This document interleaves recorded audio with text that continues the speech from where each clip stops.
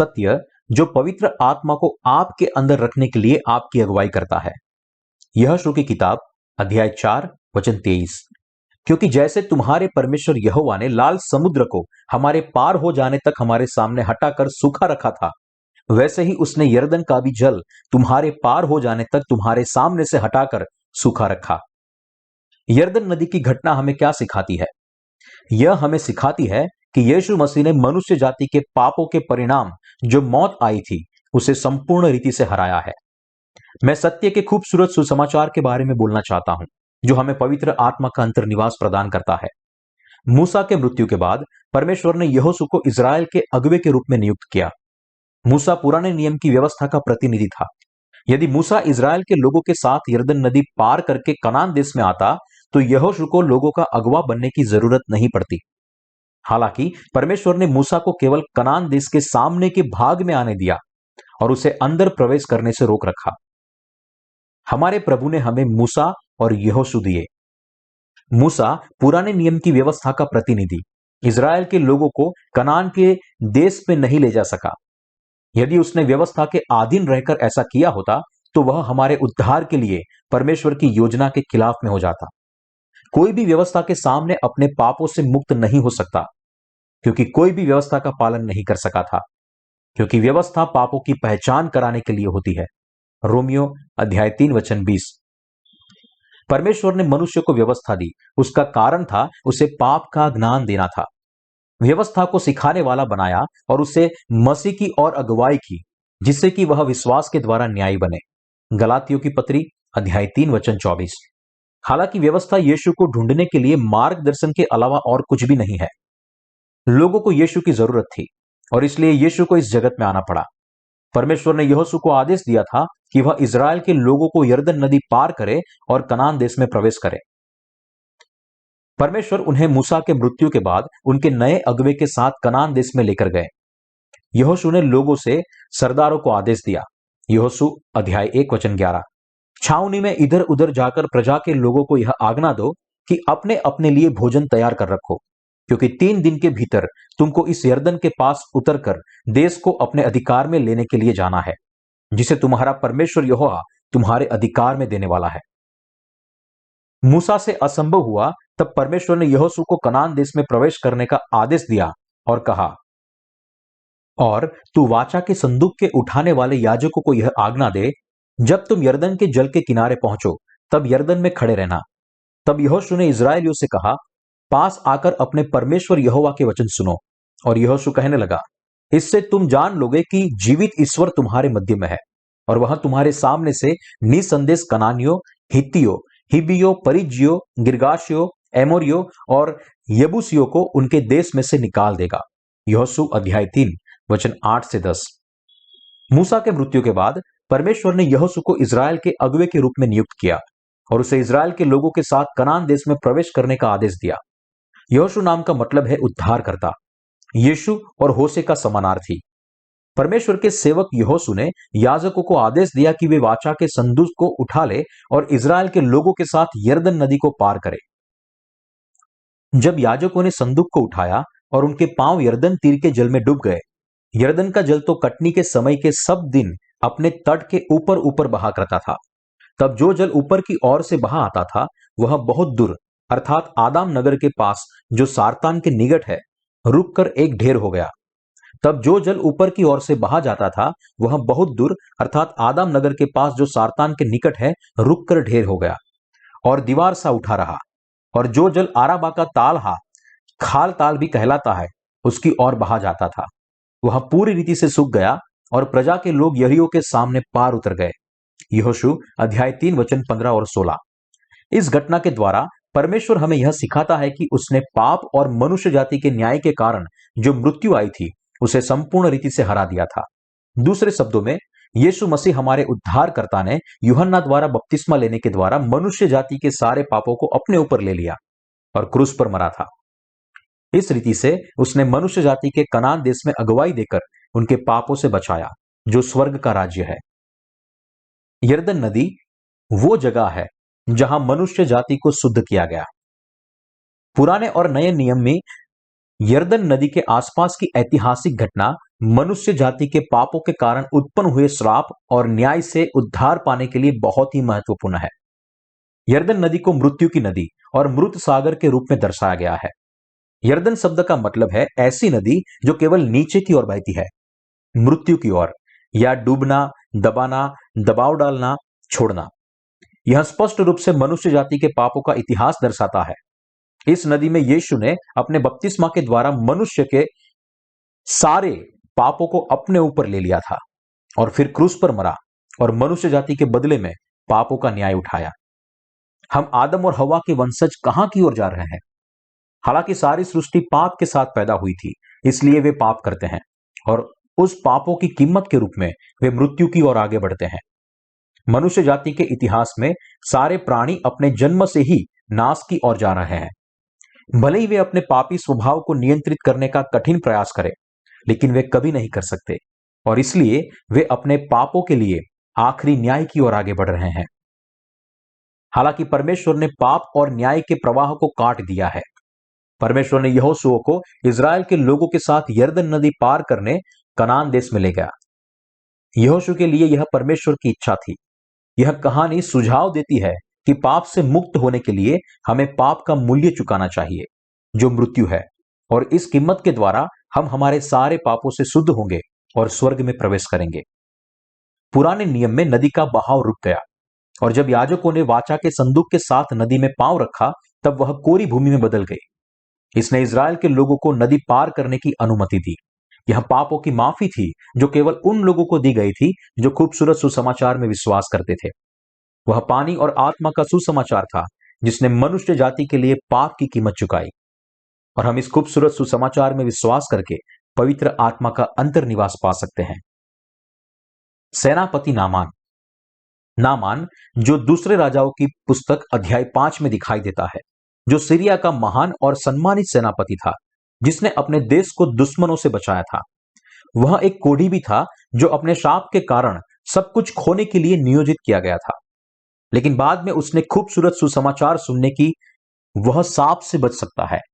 उससे कहा गया था कि यदि वो इजराइल में जाकर परमेश्वर के सेवक से मिले तो वह चंगा हो सकता है। वह एक छोटी बंधक लड़की थी जिसने उसको यह खबर दी थी। उसने कहा था, दूसरे राजा अध्याय 5 वचन 3, यदि मेरा स्वामी सोमरोन के भविष्यवक्ता के पास होता तो क्या ही अच्छा होता, क्योंकि वह उसको कोढ़ से चंगा कर देता।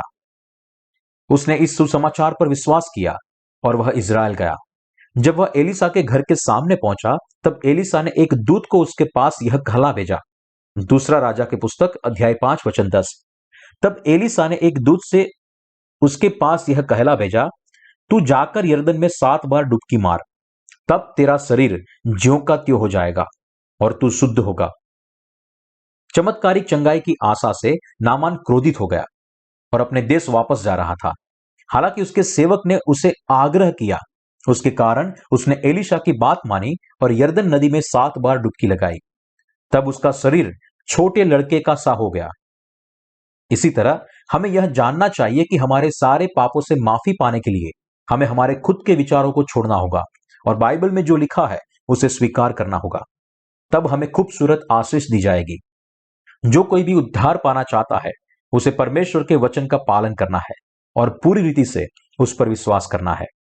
बाइबल कहती है कि यीशु के बपतिस्मा और लहू के सुसमाचार से जगत के सारे पाप शुद्ध हो गए हैं। हमें आज्ञाकारी नामान की तरह नहीं सोचना है। हम पानी और आत्मा के सुसमाचार के बगैर हमारे पापों से कभी भी शुद्ध नहीं हो सकते। इसलिए हमारे सारे पापों से माफी पाने के लिए हमें पानी और आत्मा के खूबसूरत सुसमाचार में विश्वास करना चाहिए। जैसे नामान पानी में 7 बार डुबकी लगाने से शुद्ध हुआ, उसी तरह हमें भी विश्वास करना चाहिए कि यीशु के बपतिस्मा, क्रूस पर उसकी मौत और पुनरुत्थान के खूबसूरत सुसमाचार पर विश्वास करके हम भी शुद्ध हो सकते हैं।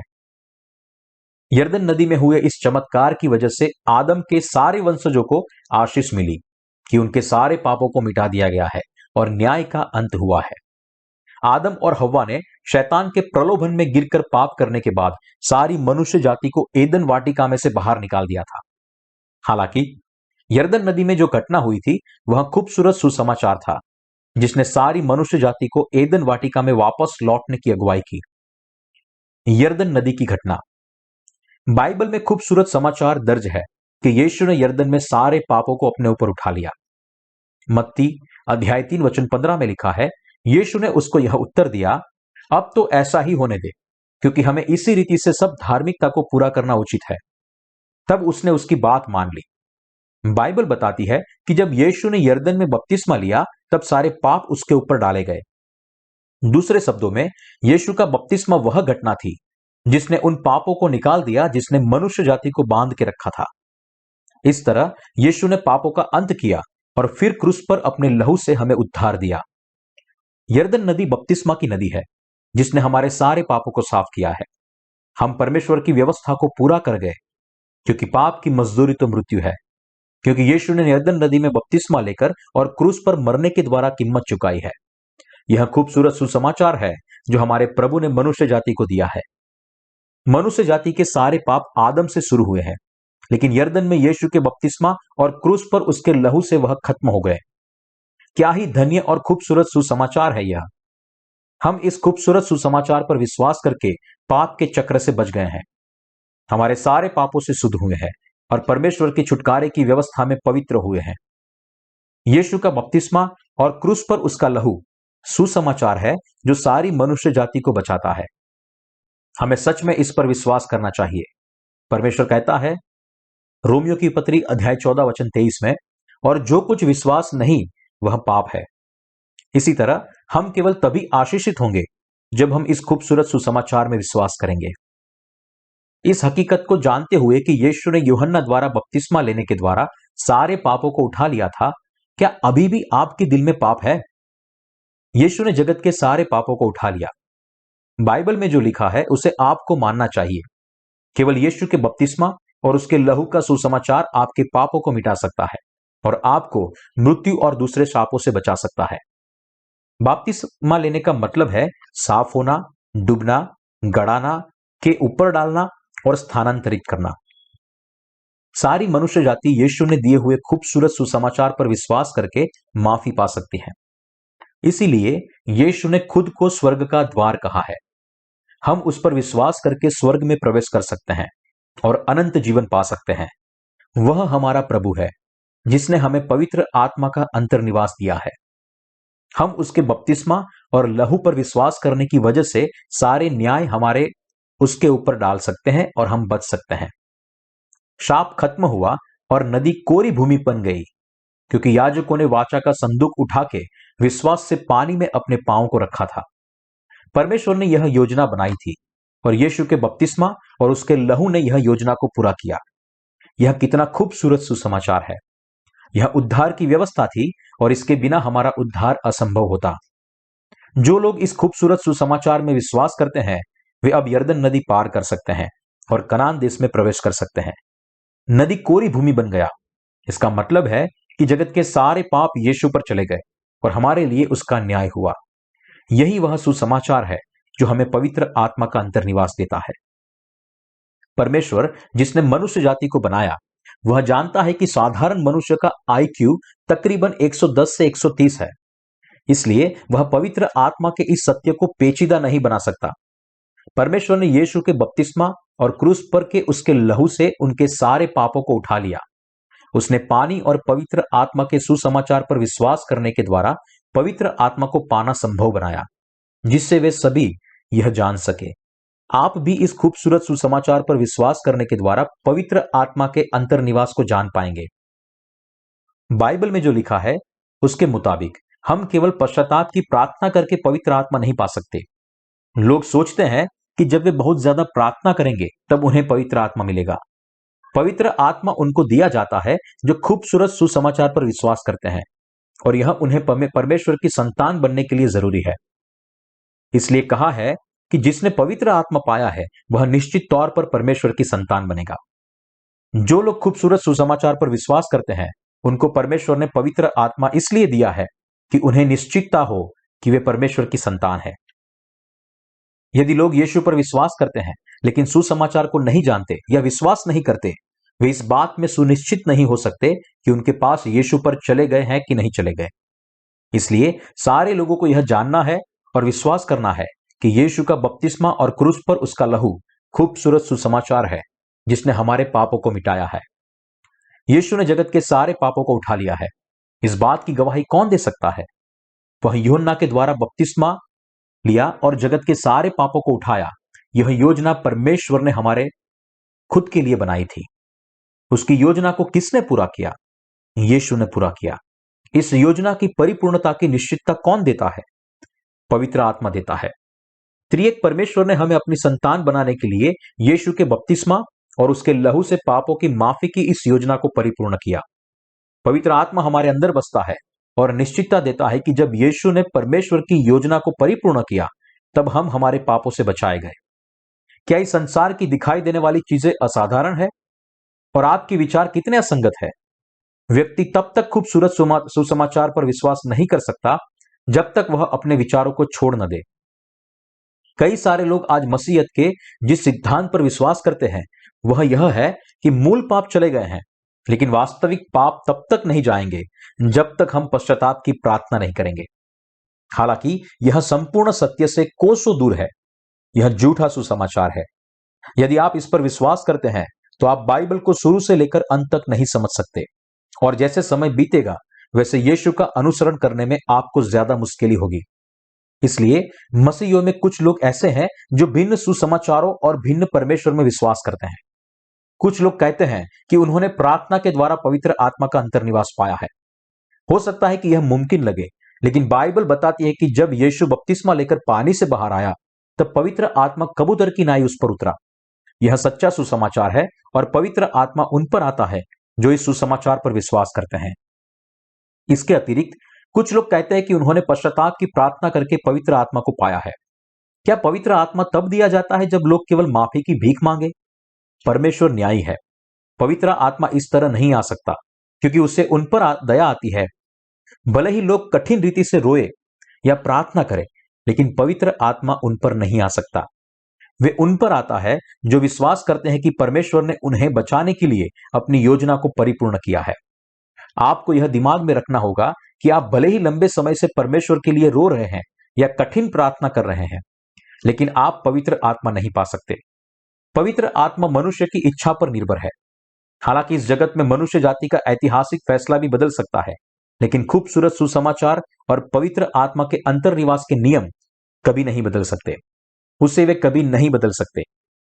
यदि लोग खूबसूरत सुसमाचार को नहीं समझते तो उनके लिए सच्चे विश्वास की ओर वापस लौटना कठिन है।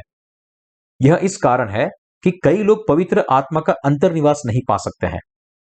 आपके लिए यह कितने शर्म की बात होगी कि यदि आप यीशु पर विश्वास करते हैं लेकिन आप खूबसूरत सुसमाचार को नहीं जानते, इसलिए आपका नाश होगा। बाइबल यह कहती है कि कुछ लोगों के लिए खूबसूरत सुसमाचार अवरोध और हानि का पत्थर है। यदि आप यूहन्ना के द्वारा यीशु के बपतिस्मा के रहस्य को समझ गए हैं तो आपके पापों को भी माफ किया जाएगा और आप पवित्र आत्मा का अंतर्निवास पाएंगे। उसने बपतिस्मा लेकर क्रूस पर मर के और पुनरुत्थित होकर सारे पापियों को बचाया। यीशु ने हमें जो छुटकारा दिया है वह उद्धार की उचित रीति है। वह सारे पापियों का सच्चा उद्धारकर्ता बन गया और पवित्र आत्मा के अंतर्निवास को सुनिश्चित किया, केवल यदि आप इसमें विश्वास करते हैं। पुराने नियम में यह दर्ज है कि जब याजकों ने अपने पैर पानी में रखे तब नदी कोरी भूमि बन गई, यानी पानी इकट्ठा हो गया। यह चमत्कार काफी है, लेकिन और चमत्कार होने वाले थे। सबसे अद्भुत बात यह थी कि नदी कोरी भूमि में तब्दील हो गई। यह घटना परमेश्वर के उद्धार की निश्चितता बनी, जिसके बाद यीशु के बपतिस्मा और क्रूस पर के उसके लहू से पाप की माफी मिली। कोरी भूमि दर्शाती है कि जगत के पाप कैसे माफ होने वाले हैं। यीशु के बपतिस्मा और क्रूस पर उसके लहू को धन्यवाद। आदम से निकलकर सारे पाप मनुष्य जाति में चले गए, लेकिन न्याय का शाप यीशु के बपतिस्मा के साथ खत्म हुआ। अब हमें विश्वास के द्वारा हमारे पापों की माफी पानी है और पवित्र आत्मा का अंतर्नियम पाना है। क्या आप खूबसूरत सत्य पर विश्वास करने के यीशु के यरदन नदी में अपने बपतिस्मा से आपके सारे पापों को ले लिया है? आपको विश्वास करना चाहिए कि जगत के सारे पापों को उठाने के लिए यीशु ने बपतिस्मा लिया। इसके अतिरिक्त आपको यह भी जानना, समझना और विश्वास करना होगा कि उसका बपतिस्मा कितना महत्वपूर्ण है। यदि याजक यरदन में प्रवेश नहीं करते तो इजराइल के लोग कनान देश में सफलता के साथ प्रवेश नहीं कर पाए होते। कनान देश में प्रवेश करने के लिए पहला कदम था यरदन नदी को पार करना।